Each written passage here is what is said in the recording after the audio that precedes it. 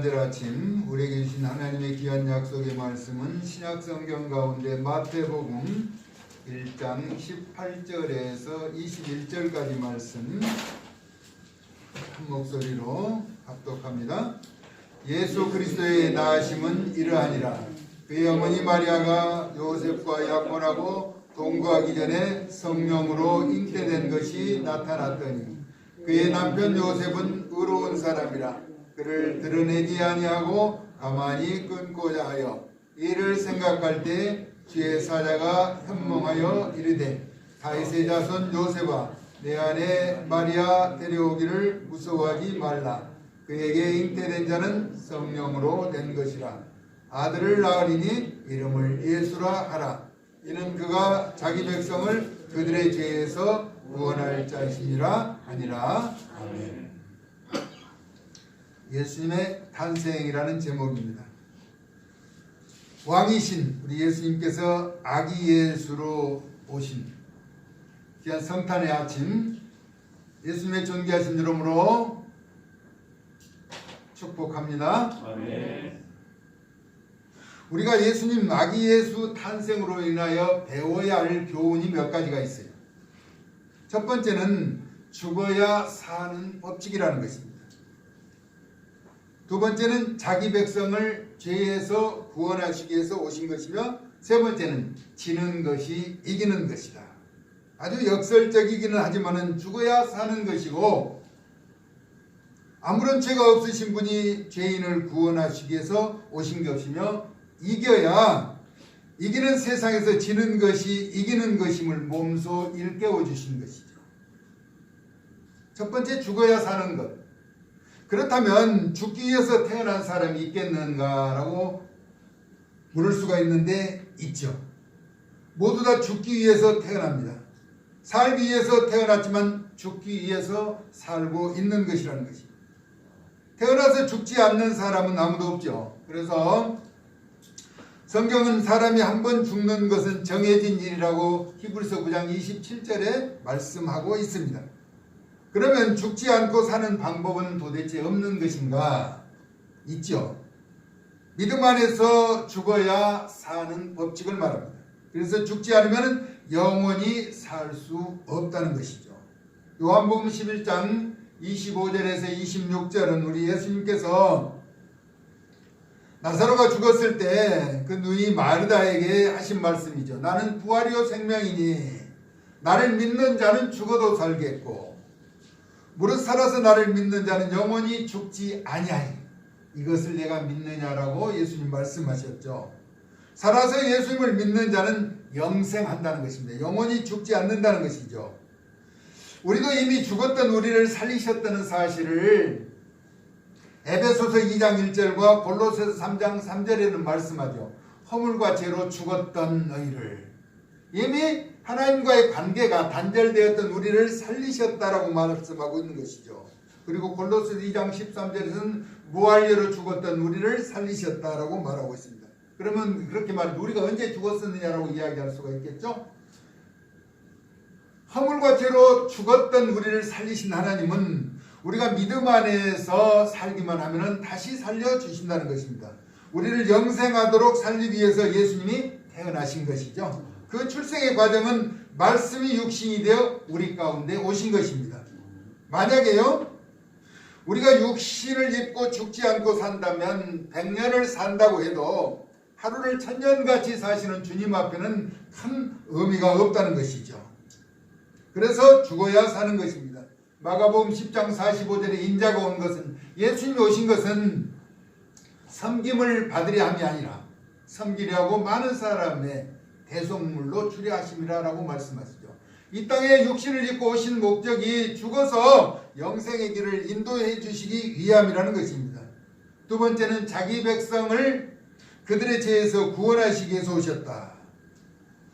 태어나면서부터 살기를 몸부림쳐도 속절없이 죽어가는 그들의 원죄에서부터 영원히 구원하시기 위해서 태어나신 것이라는 것입니다. 모두 살기 위해서 몸부림쳤지만 모두 죽었죠. 그것은 첫사람 아담 이후에 원죄로부터 이남이고 이미 죄악의 올무에 걸려있고 저마다 욕심이 잉태하여 사망에 이르는 것이죠. 그래서 구원자로 오신 예수님의 탄생을 기뻐하는 것이죠. 기쁘다 구주 오셨네. 만백성 맞아라 이렇게 말하죠. 아들을 낳으니 그 이름을 예수라고 부르도록 하신 것입니다. 그 의미가 자기 백성을 그들의 죄에서 구원하실 분이라고 소개하고 있죠. 속죄의 은총을 베풀어 주시기 위해서 죄악이 관영한 세상의 구세주가 되어 태어나신 것입니다. 예수님의 탄생을 기뻐하신 이유죠. 우리가 살기 위해서는 때가 이르기 전 예수님은 십자가에서 고통 가운데 죽으셔야 했고, 우리는 그의 대속의 죽음을 믿어 믿음으로 영생의 길이 열려지게 되는 것입니다. 영생은 하나님의 계명을 지키는 것이며, 영생은 참 하나님과 그가 보내신 자 예수 그리스도를 아는 것이라고 말씀하고 있습니다. 여기서 안다라고 하는 것은 영적인 깊은 교감을 말하는 것이죠. 그냥 예수가 태어났다, 성탄절이다 이렇게 해서 아는 것은 그냥 듣는 것이지 아는 것은 아니라고 하는 것이죠. 아는 것이라고 하는 것은 나와 예수님과 영적인 깊은 교감이 이루어질 때를 말하는 것입니다. 세 번째, 지는 것이 이기는 것이다. 세상은 이겨야 하고 이겨야만 존재하는 것이죠. 그러나 성경은 헌신과 섬김과 희생과 구제가 복된 것이며 이기는 것임을 나타내주고 있습니다. 그리고 주는 것이 받는 것보다 복이 있다라고 사도행전 20장 35절에는 또한 말씀하고 있죠. 우리는 받는 것이 익숙해지고 받는 것이 좋은 것인 줄 알지만은 주는 것이 복이 있다라고 말하는 것이죠. 베풀고 나누는 것을 말합니다. 누가복음 3장 38절에 주라 그리하면 너희에게 줄 것이니 곧 후이되어 누르고 흔들어 넘치도록 하여 너희에게 안겨주리라 라고 말씀하고 있습니다. 심는 자에게 30배, 60배, 100배를 약속하고 있죠. 요한복음 16장 33절에 너희가 환난을 당하라 담대하라 내가 세상을 이겼노라 라고 말씀합니다. 예수 그리스도가 세상을 이기셨기 때문에 우리는 예수님을 믿으면 세상을 정복하고 이겨나갈 수가 있게 되는 것입니다. 예수님을 구주로 믿는 믿음으로 그 세상을 이기는 승리자에게는 합당한 상급이 허락되어 있다라고 하는 것입니다. 생명의 면류관과 생명나무의 열매를 먹게 하여 주시고 새 이름을 허락하여 주시며 새 옷을 입게 하시고 새벽별을 주시겠다는 것입니다. 그리고 면류관을 빼앗지 못하도록 하며 나아가 보좌에 함께 앉게 해 주시겠다라고 말씀하고 있는 것이죠. 여러분, 힘센 아빠가 아직 힘이 잘 자라지 않는 아이에게 그냥 장난을 치며 씨름하다가 져주는 이유는 무엇이죠? 힘이 모자라서 져주는 것은 아니죠. 다만 이기는 법을 가르치기 위한 것입니다. 야곱이 야복나루에서 창세기 32장 28절에서 하나님과 겨루어 이기는 장면이 소개되고 있죠. 빼앗는 자의 이름, 야곱이 이스라엘로 하나님과 겨루어 이긴 자라는 그런 이름으로 개명되는 순간이죠. 밤새도록 에서를 만나기 위해서 지금 하나님의 사자와 씨름해서 야곱이 이기는 것이죠. 하나님이 힘이 없어 져주시겠어요? 야곱에게 이기는 법을 가르쳐 주시는 것이죠. 빼앗는 자, 쟁취하는 자의 입장에서 야곱이 이제 승리자의 이름으로 개명시켜 주신다는 거예요.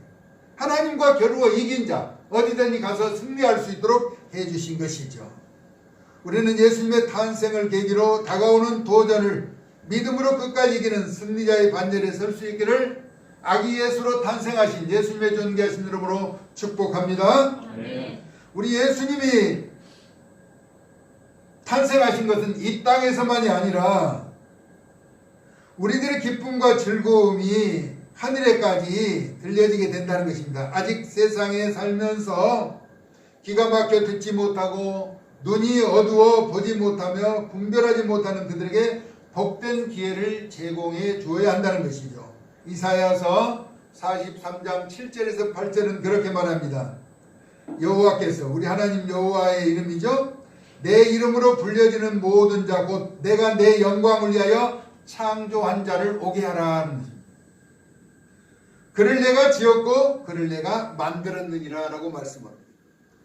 우리는 그 일에 반드시 증인이 되어야 하는 것이죠. 눈이 있어도 보지 못하고 귀가 있어도 듣지 못하는 백성을 이끌어내도록 말씀하셨다는 것입니다. 이런 철저하게 영적인 소통이 단절되어 버린 그들을 주님의 품으로 인도하라라고 말씀하는 것이죠. 예수님 탄생을 반기는 불의에 대해서 누가복음 2장 13절에서 14절은 이렇게 말합니다. 호련히 수많은 천군이 그 천사와 함께 하나님을 찬송하여 이르되, 하나님을 높여 경배하는데 지극히 높은 곳에서는 하나님께 영광이요 땅에서는 하나님이 기뻐하시는 사람들 중에 평화라고 외치고 있는 것입니다.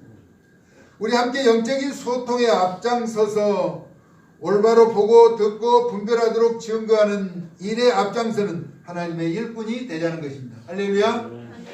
예수님 탄생으로 인하여 나타난 현상과 그 결과에 대해서 히브리서 1장 2절에서 3절은 이렇게 말합니다.